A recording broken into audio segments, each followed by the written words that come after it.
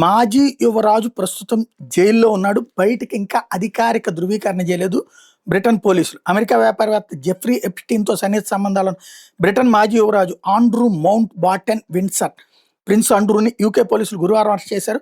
పదవిలో ఉన్నప్పుడు అధికార దుర్వినియోగానికి దుష్ప్రవర్తనకి పాల్పడినట్టు ఆరోపణలు రావడంతో ఒక వ్యక్తిని అరెస్ట్ చేశామని, ప్రస్తుతం అతడు తమ కస్టడీలో ఉన్నాడని థేమ్స్ వ్యాలీ పోలీసులు చెప్పారు.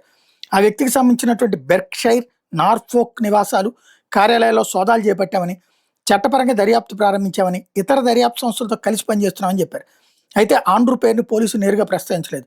అతడి పేరు ఇప్పుడు చెప్పలేమన్నారు. ఆండ్రూ 66వ పుట్టినరోజు గురువారమే. అదే రోజు అరెస్ట్ కావడం గమనార్హం. ఈ కేసు మీద ప్రజల్లో విపరీతమైన ఆసక్తి ఉన్నమాట నిజమేనని, సరైన సమయంలో వివరాలు బహిర్గతం చేస్తామని పోలీసులు స్పష్టం చేశారు. ఆండ్రూ 10 ఏళ్ల క్రితం యూకే ప్రభుత్వ విభాగమైన డిపార్ట్మెంట్ ఆఫ్ బిజినెస్లో ట్రేడ్ రాయబారిగా పనిచేశారు. అప్పట్లో జెఫ్రీ ఎప్స్టీన్‌తో సన్నిహితంగా మెలిగారు. ప్రభుత్వానికి సంబంధించిన అత్యంత కీలక రహస్య సమాచారం, కొన్ని ట్రేడ్ నివేదికల పత్రాలను ఎప్స్టీన్‌కి చేరవేసినట్టు ఆరోపణలు వచ్చాయి. ఇదే కేసులో ఆండ్రూ అరెస్ట్ అయ్యారు. యూకే చట్టం ప్రకారం ఒక వ్యక్తిని అరెస్ట్ చేయాలంటే అతను నేరం చేసినట్టు ఖచ్చితమైన ఆధారాలు ఉండాలి. తప్పనిసరి అయితేనే అరెస్ట్ చేయాలి. ఆండ్రూ అరెస్ట్ అయ్యారంటే పోలీసులు తగిన ఆధారాలు ఉన్నట్టు స్పష్టమవుతుంది. ఆండ్రూ వ్యవహారంపై యూకే ప్రధానమంత్రి కీర్ స్టార్మర్ స్పందించారు.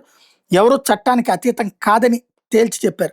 వాస్తవంగా ఇతను బ్రిటన్కి సుదీర్ఘకాలం పరిపాలించిన ఎలిజబెత్ II రాణి ముద్దుల కొడుకుగా గుర్తింపు పొందిన ఆండ్రూ కటకటాల పాల్గాలో సంచలనాత్మకంగా మారింది. రాజకుటుంబానికి ఆయన ఒక తలనొప్పిగా మారారు.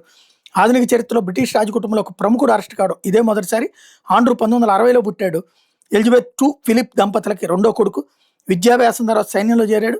రాయల్ నేవీలో 22 ఏళ్ళు పనిచేశాడు. 1982లో ఫాక్లాండ్స్ యుద్ధంలో హెలికాప్టర్ పైలట్గా కూడా సేవలు అందించాడు. ఆండ్రూ మీద ఎన్నో ఆరోపణలు వచ్చాయి. ఎప్స్టీన్ బాధితుడైన అమెరికా యువతి వర్జీనియా గిఫ్రీ కూడా ఆరోపణలు చేసింది. తాను మైనర్గా ఉన్నప్పుడు ఆండ్రూ పలుమార్లు అత్యాచారం చేశాడు 2021 ఆగస్టులో చెప్పింది. గిఫ్రీ తన ఏడాది ఆగస్టులో ఆత్మహత్య చేసుకుంది, గత ఏడాది ఆగస్టులో.